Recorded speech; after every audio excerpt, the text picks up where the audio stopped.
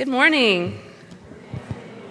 My name is Mandy Winders, and I'm a member of this congregation. And on behalf of our Reverend Dave Dunn, our guest speaker today, our own Mr. David Kroeber, and our Alex Peach, our music director, and my fellow worship associates and our technical team, I want to welcome you all this morning to the Unitarian Universalist Metro Atlanta North congregation, which we lovingly call UUMAN.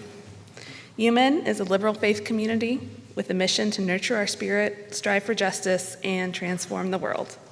No matter who you are, who you love, or where you are in your spiritual journey, all are welcome here. Next Sunday, August 7th, we're going to have a UU the Vote initiative right after our service. We'll be getting together for lunch and a letter writing party to entice reluctant voters to show up and exercise their right to vote and use their voter superpowers in November. We hope you can join us. Be on the lookout for an article in the August newsletter on the subject and the announcements. And now let us light our chalice.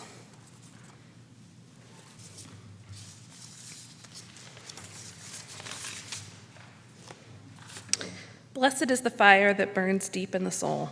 It is the flame of the human spirit touched into being by the mystery of life.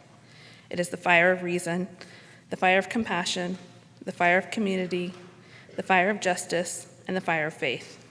It is the fire of love burning deep in the human heart, the divine glow in every life.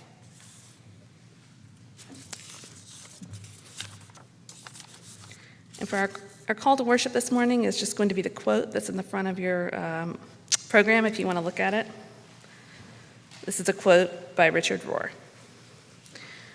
We grow by passing beyond some perfect order, through an often painful and seemingly unnecessary disorder, to an enlightened reorder or resurrection. This is the universal pattern that connects and solidifies our relationships with everything around us.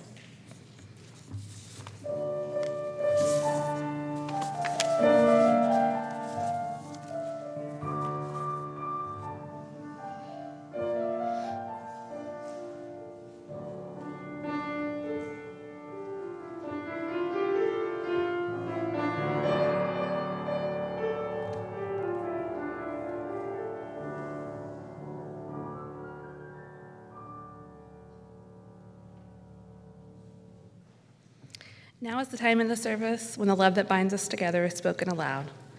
If you are so moved, please feel free to come forward and, while keeping your mask on, share a joy or sorrow and drop a pebble this morning.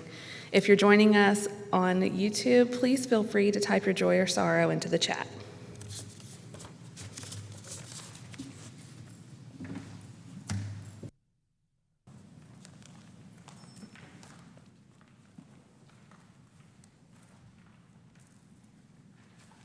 So I'll go first since I'm closest. Dropping a pebble of concern for my mother, Jamie, who's 85. She was hospitalized on Tuesday. Some kind of mental confusion issues going on, what appears to be low sodium. So, concern over her. The joy is she seems to be ready to go back home on Monday. So praying that actually comes to pass. Thanks.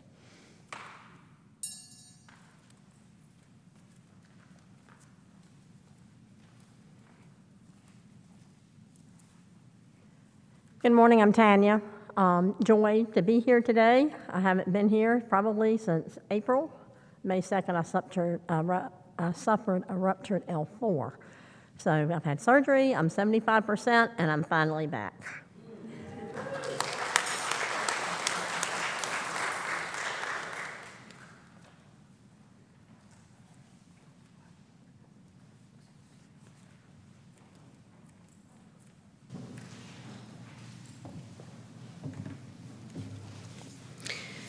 And Elizabeth Rohan has a pebble of joy for this community who fed and cared for them for the past week.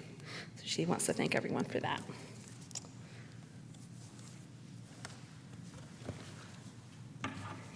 And now we'll drop a final pebble for the joys and sorrows that are still too tender to escape the folds of our heart. And let us keep one another in our thoughts for the coming week.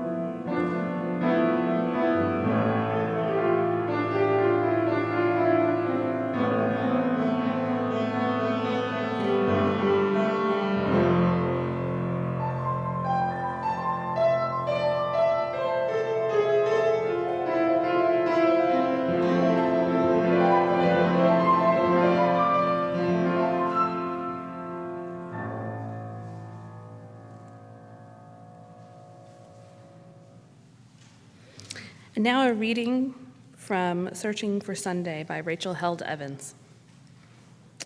There are recovery programs for people grieving the loss of a parent, sibling, or spouse. You can buy books on how to cope with the death of a beloved pet or work through the anguish of a miscarriage.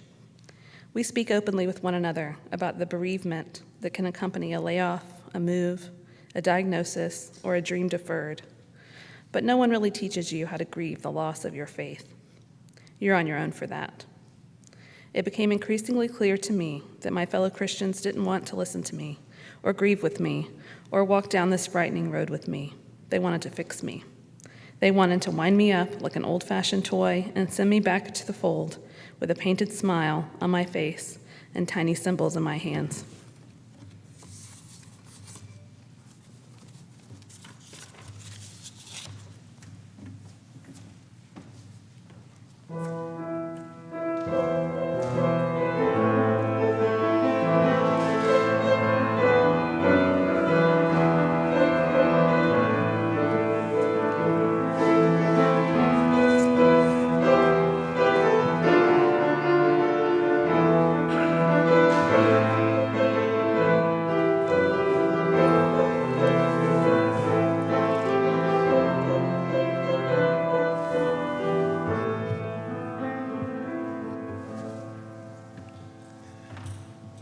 Thank you for that, Alex.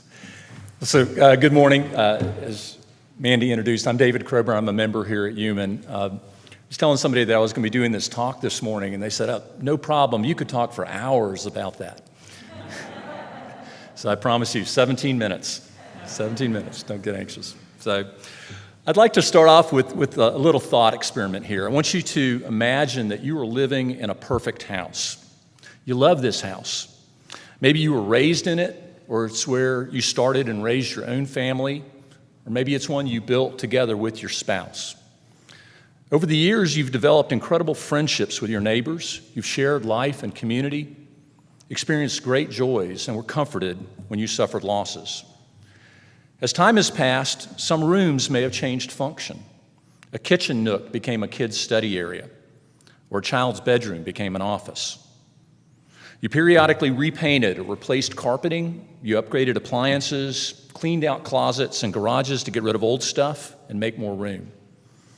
Maybe you've even done some minor remodeling, finished a basement or added on a screened porch, or updated the bathroom. It has been a safe, stable home for many years. One day you're sitting in the family room and you find yourself staring at a crack in the ceiling. You make a mental note to check that out, then you head to the kitchen for a snack where your teenager announces that they just don't want to live in the house anymore and they're moving out. You keep noticing other problems, more cracks, a leak in the basement, rooms feel too small, the air conditioner just can't seem to keep the house cool anymore. You're not able to overlook these issues anymore, they're nagging at you and they need to be addressed. So you talk to some of your friends and neighbors, asking if they're experiencing similar challenges with their houses, but they're all content, no worries. So you start doing some research on your own. You watch a few home improvement shows on HGTV, pick up some magazines or books to get ideas, poke around in the attic and crawl space. The more exploring you do, you begin to realize that this is not going to be a simple remodel. There's some significant structural issues that need to be addressed. That ceiling crack, the walls are settling. You call a few contractors that have been recommended by neighbors, but none of them get it. Everyone keeps telling you that there's really nothing wrong with the house. You're just dissatisfied, and all you need to do is a little patch and paint work, and it'll all be fine. Okay, so I think we've sufficiently set up the metaphor here. The house is your belief system, the neighborhood is your faith community, and you've hit a point where you realize they no longer work for you. Welcome to deconstruction. This may be a new term for you, so I'll start by setting some context. For the next several minutes, I'm going to try to explain the process of deconstructing Christianity, primarily through the lens of my own personal experience and the authors and speakers who have been my guides. This is not going to be a bash the fundamentalists' screed or a detailed exposition of all that's wrong with Christianity, but more a description of the journey. So, why should you care, right? How does this matter to you as a Unitarian Universalist? So first of all, odds are you know someone who is going through this, wrestling with some serious doubts about their beliefs. It may be a family member, a friend, a neighbor, or a coworker. It might even be you. Hopefully this talk will give you some empathy into what they are experiencing and enable you to be a compassionate listener. Second, UUMAN can be a place where people on this journey can safely ask questions, explore their faith, and experience belonging in a faith community that encourages rather than stifles spiritual diversity. All right, so what is deconstruction? The call to worship that Mandy read today, and it's in your program, is a quote from Richard Rohr, who's an American Franciscan priest, author, and speaker. He points out that there's a universal pattern of order, disorder, and reorder that is present through metaphor in most of the world's great religious, literary, and philosophical traditions, described by Joseph Campbell in his classic Hero's Journey archetype. Rohr observes that each of these deeply rooted myths in its own way is saying that growth happens in this full sequence. To grow toward love, union, salvation, or enlightenment, we must be moved from order to disorder, and then ultimately to reorder. So order, disorder, and reorder. Order is that strong container for the first half of life. It's marked by tradition, loyalty, and authority figures that give us the necessary security, predictability, and ego structure that we need to establish ourselves in the world.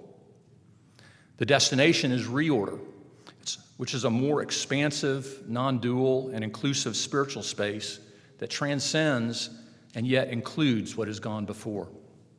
Disorder, or deconstruction, is that phase in the middle when, again quoting Richard Rohr, we will be deeply disappointed by what we were originally taught, by where our choices have led us, or by the seemingly random tragedies that take place in our lives. There will be a death, a disease, a disruption to our normal way of thinking or being in the world. This phase of disorder is marked by a form of cognitive dissonance when you become aware that you can't reconcile your belief system with the reality of your life, when your ordered worldview fails you and comes crashing down. It's not something that you intentionally initiate, something that you want to do.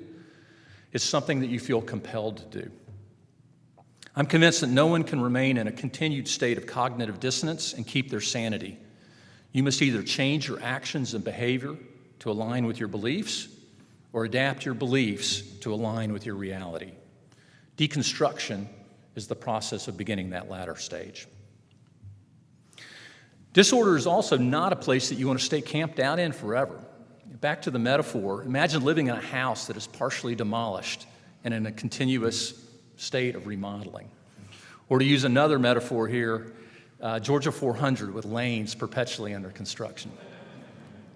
Yeah, that's no way to live. Rohr again here.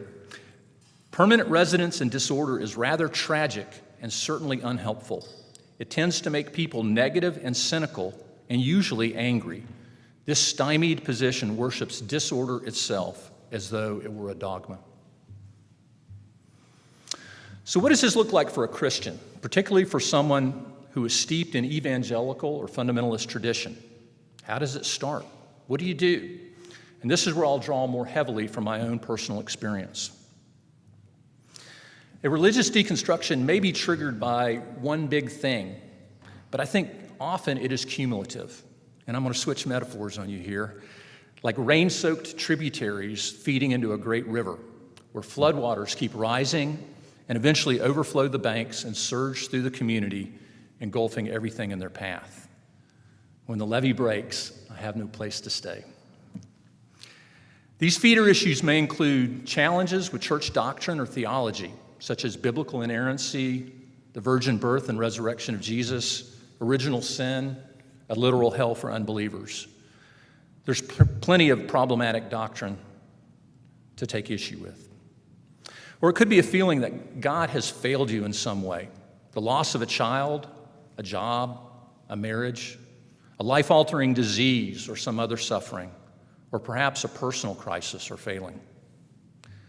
Sometimes it is being wounded by a church community, a scandal, spiritual or physical abuse, being shunned because you kept asking too many questions, or because of a divorce or a child coming out as gay. And a more recent development, the identity stacking of political issues and agendas with religious beliefs, Trumpism, abortion rights, racism, gender issues, or immigration. Whatever the issues, you find that when you read your Bible or pray or attend worship services, you don't feel comforted or connected spiritually anymore. As the questions build and the waters rise, you search for answers. You may start by going to see the pastor or a church-sanctioned counselor or spiritual director. Sometimes this is enough. Now, here's a book by C.S. Lewis or John Piper or Billy Graham, mostly old or dead white guys. Or you find a different denomination or a church community that is more relaxed about certain things. Hey, the Methodists ordain women as ministers, or the Episcopals will recognize gay marriage, or this congregation is racially diverse and active in social justice. But often this too is not enough. No matter what the question is, the answers always come back as thinly disguised Christian apologetics. It's good that you're asking these questions, but the answer is Jesus. As you explore further, you're amazed to find that there's a global community of church refugees and expatriates out there, including a diverse network of authors, speakers, bloggers, and podcasters who are thoughtfully and provocatively discussing these same questions without simply trying to shut down the dissent. There are former pastors like Rob Bell and Brian McLaren who are reimagining Christianity that can be vital and relevant for our world today. Here's Catholic friar Richard Rohr, founder of the Center for Action and Contemplation in New Age, New Mexico, who's talking about Christianity's rich tradition of mystics and non-dual thinking and meditation practices. And there's powerful female voices like Rachel Held Evans and Diana Butler Bass, people of color like Austin Channing Brown and Xavier Pickett, who free the teachings of Jesus from 2,000 years of patriarchy, whiteness, and empire that have buried just how revolutionary this man's message was.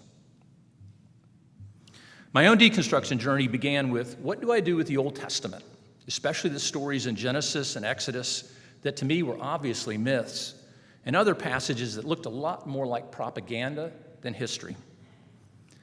I loved reading, studying, and teaching the Bible, but the more I worked with the text, the Baptist doctrine of divine and therefore inerrant authorship became harder for me to believe. Interbiblical scholar, college professor, and author Pete Enns, whose books enabled me to find a way to take the Bible seriously without reading it literally, acknowledging that it is an ancient, ambiguous, and diverse collection of literature, not a love letter to me from God. And I actually had someone say that to me during this process. Pete's podcast, Bible for Normal People, introduced me to scores of authors and speakers who greatly influenced not only my own deconstruction, but also the slow rebuilding process of reorder. There's a warning. Deconstruction comes with a cost. For Pete Enns, it cost him his teaching position and tenure at a conservative Bible college. For Jen Hatmaker, a popular evangelical blogger and social media influencer, taking a stance in support of gay marriage and LGBTQ inclusion in the church alienated most of her audience, lost her publishing contract, and had her books pulled from Christian bookstores. When Christian recording artist Jennifer Knapp came out as lesbian, she was dropped from her label. For just about everyone, it means the loss of identity, community, friendships, and sometimes even family relationships. The certainty of God is in control and always wants what's best for me is gone. There are many parallels with the stages of grief because it really is a form of dying. So on that cheery note, let me close with a couple of observations and lessons learned. Deconstruction can happen quickly, particularly if it turns into a total demolition project. But the rebuilding process is slow and nonlinear. You need to be patient as we go through this. Second, there's really no one correct path through disorder. Often you don't even know where you're headed. Everyone's story is unique, and while there are many helpful mentors and resources out there, ultimately it is a personal journey that you must navigate yourself. Third is, don't throw the baby out with the bathwater. In my case, I didn't want to lose the good things about Christianity, and there are a lot of ways that the church impacts our communities and the world for good. In his book, Velvet Elvis, Rob Bell provided a helpful metaphor for me. He challenges the idea of faith and doctrine as bricks in a wall, instead suggesting that we view it as a trampoline, where doctrine and theology are like the springs on the edge that can flex and give or be replaced as needed. Fourth, and kind of a corollary to this, is staying connected with other Christians that I knew. So friends, family, people I love, while at the same time recognizing that there's some topics that are best avoided or where I need to silently code switch. Thank you, Kim, for that analogy. And look for the heart and spirit of what they're trying to say to me. Love truly can bridge the differences if you can agree to disagree, but many relationships do not survive. Fifth, sharing my story along the way has also opened new relationships with others on the path, often in unexpected places, and helping them actually helped me work through my own evolving beliefs. And then finally, finding a new faith community, a place where you can experience connection and openness and the freedom to explore and expand without being judged, is essential. For me, this has been UUMAN. It's a core part of our mission and values. I've gradually come to the realization that reorder is not a task to complete, nor is it a new set of doctrines to replace the ones I used to hold. It's an ongoing process where I continue to move concepts and beliefs among three buckets: things I believe, things I don't believe, and then a big bucket in the middle, things that are still a mystery.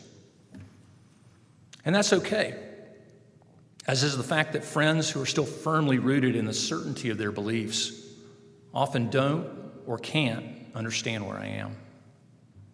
In his book, Faith After Doubt, Brian McLaren describes this stage of faith as harmony, an integral and holistic state where we realize that everything belongs, all are connected, all life is sacred. Doubt is a necessary part of life, a portal from one stage to another.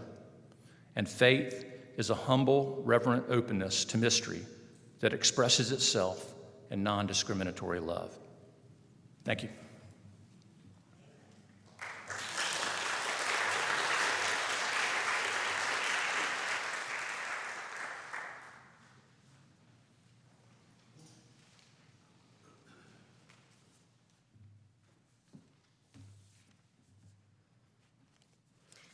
Thank you, David.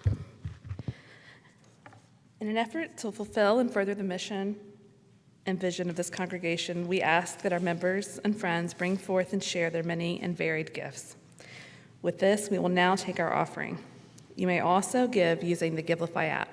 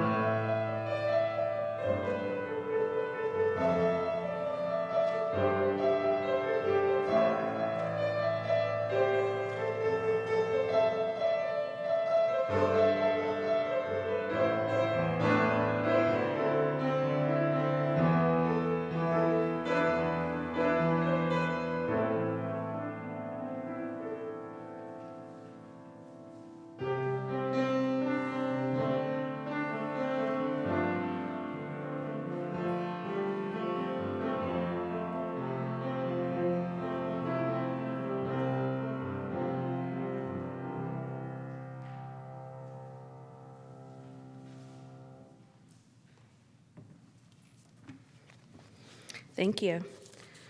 Before we extinguish our chalice, I realize I did not ask if we had any visitors with us this morning. So if you feel comfortable raising your hand and maybe telling us your name or where you're from. Yeah, go ahead. I'm Zach. This is Sarah, my wife. We are just recently, not recently, I moved to Roswell about 6 months ago, and so we're just looking for a Great.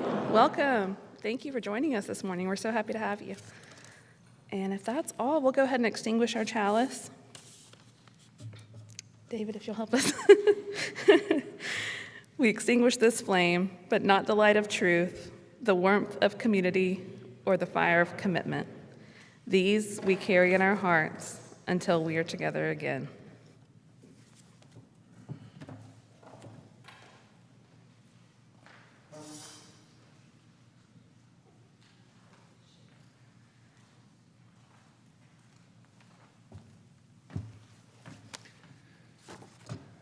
So actually, for our benediction, I just want to repeat the quote I read to you from Brian McLaren there at the end.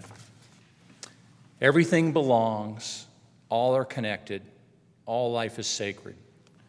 Doubt is a necessary part of life, a portal from one stage to another. Faith is a humble, reverent openness to mystery that expresses itself in non-discriminatory love. I think that's something we all aspire to. Thank you all for coming today.